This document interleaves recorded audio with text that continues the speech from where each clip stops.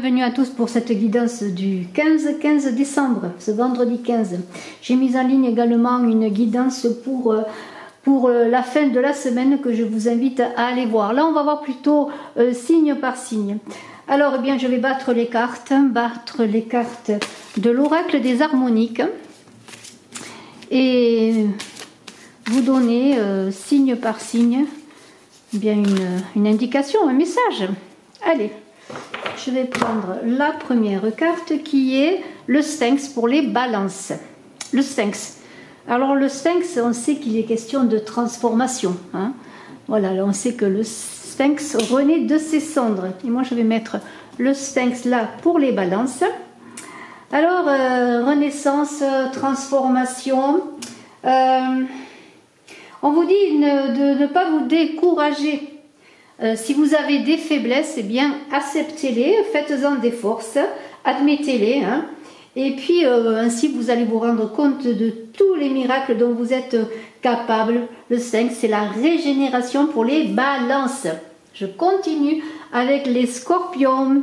Les scorpions, le livre. Alors le livre, c'est le livre souvent de la connaissance. C'est aussi tous les messages. Mais on est là, je pense, dans la connaissance de soi, la connaissance aussi des autres, de votre environnement. Et on a ce livre qui se déploie pour vous. Un livre qui vous dit peut-être prendre acte des lois collectives sur lesquelles tu pourras te reposer. Hein.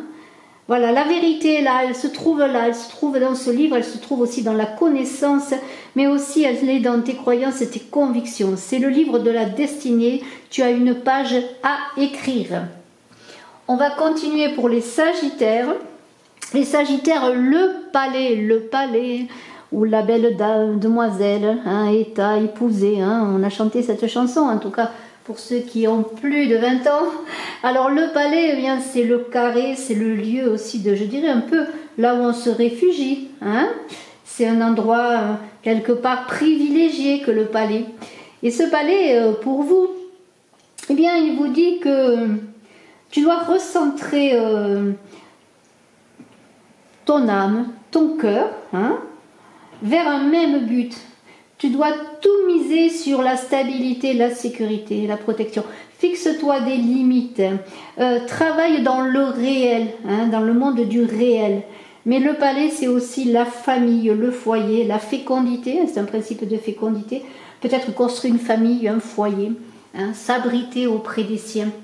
Pour les Capricornes, nous avons le messager. Alors le messager, ne tirez pas sur le messager, il a des nouvelles à vous donner, vous Capricorne. Alors un message qui vient vers vous, un message peut-être que vous attendez. Eh bien, on va voir cela. En tout cas, le messager parle de communication, d'échange, mais aussi de vous interroger sur vous. Comment communiquer, comment échanger, comment aller vers les autres. Est-ce que vous êtes dans la communication ou dans la retenue? Allez vers les bonnes personnes, peut-être c'est elles qui vous donneront des réponses à vos interrogations. Le Verseau, la roue céleste, la roue tourne pour les Verseaux. C'est l'univers qui vous envoie les moyens d'actionner, peut-être de vous donner le courage de tourner la roue. En tout cas, quelque chose se passe, quelque chose d'important, quelque chose que vous attendiez, que vous espériez, eh bien la roue tourne. Allez dans la fluidité, le changement, accepter que les choses évoluent, hein, c'est le mouvement de la vie. On vous invite à vous adapter au changement sans rigueur, mais tout en fluide, dans la fluidité. Vous allez être comme dans un renouveau, hein, vraiment aborder ce changement, laissez faire, sortez de votre zone de confort comme on dit. La roue céleste va vous donner l'énergie de le faire. Pour les poissons, le lotus, c'est magnifique, le lotus, c'est une fleur sacrée, je dirais, en tout cas. Pour les bouddhistes, le lotus, eh bien, c'est aussi l'idée d'âme, de conscience. Le lotus, il est là pour vous dire que soit dans la simplicité et le dénuement de cette fleur magnifique de la nature. Va vers la nature, ressource-toi dans la nature. Il y a quelque chose de grand, des promesses qui arrivent vers toi. Hein. Dans l'authenticité, tu trouveras l'essentiel dont tu as besoin. On continue avec le bélier. Le bélier, le prophète. Alors le prophète est là pour vous donner bien sûr, vous bélier, eh bien, une prophétie, peut-être, pourquoi pas. Est-ce l'idée de... Je la mets là, la carte. Est-ce l'idée peut-être de conviction, de prophétie, peut-être d'intuition? En tout cas, eh bien, le prophète, il est sûr de son destin, il a foi en lui, il a foi en son chemin. Alors on vous dit de défendre vos idées. On est dans un principe de connaissance à porter aux autres, à communiquer peut-être. Alors pour le taureau, eh bien l'aura. Alors l'aura, une très très belle carte que cette carte de l'aura, une très très belle aura, hein.